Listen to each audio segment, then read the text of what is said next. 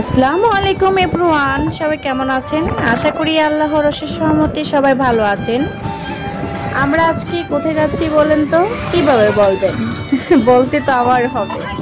ঈদের সময়টা ভালোভাবে কাটলেও বাট আমাদের এখনকার সময়টা কিন্তু ভালো যাচ্ছে না।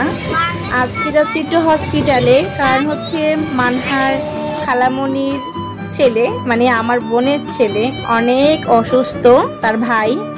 এখন আমি, আমার মা, মানহার মামা আমরা একটু হসপিটালে এসেছি তাকে দেখার জন্য, আর কিছু জিনিস প্রয়োজন ছিল সেগুলি দেওয়ার জন্য।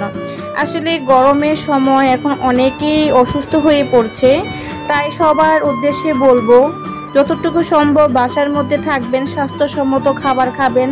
আর যেহেতু এখন অনেক গরম, গরুর মাংসটা অ্যাভয়েড করে চলাটাই মনে হয় সবার জন্য ভালো। ভিতরে ঢুকেছিলাম, অনেক গরম, বাহিরের পরিবেশটা থেকে খুবই ভালো লাগছিল। ফুল, কাঁঠাল, মানহা বলছিল মা দেখো, আমিও দেখছিলাম, খুবই ভালো লাগছিল, সুন্দর একটা পরিবেশ।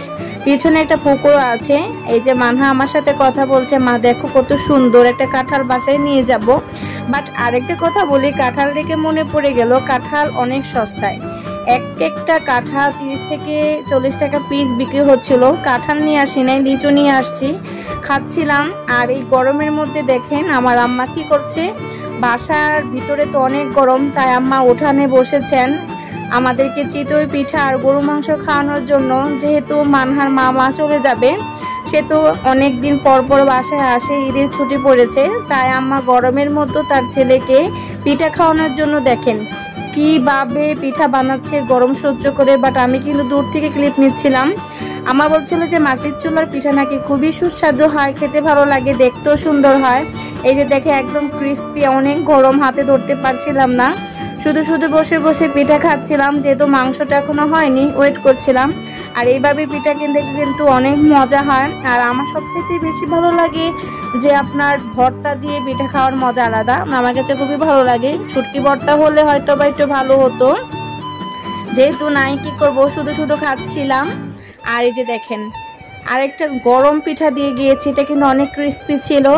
খেতে খেতে কিন্তু আমাদের মাংসটা চলে এসেছে, একদম দেশি গরু, এটা হচ্ছে দেশি গরুর মাংস। তাই আমরা এখানে বসে খাচ্ছিলাম। এটা হচ্ছে এক জায়গা থেকে গিফট এসেছে, আমার তাসনিম সোনা নিয়ে এসেছে আমার জন্য একটু রান্না করে, যে খালামণি খাও।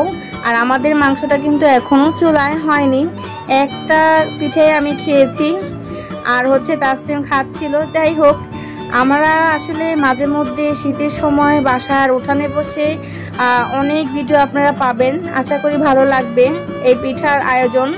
আর এই যে দেখেন আমার পিঠা খাওয়ার স্টাইল, এখন আর খাবো না, রেখে দিয়েছি, জাস্ট এক পিস মাংস খাবো। আশা করি ব্লগটি ভালো লেগেছে আপনাদের।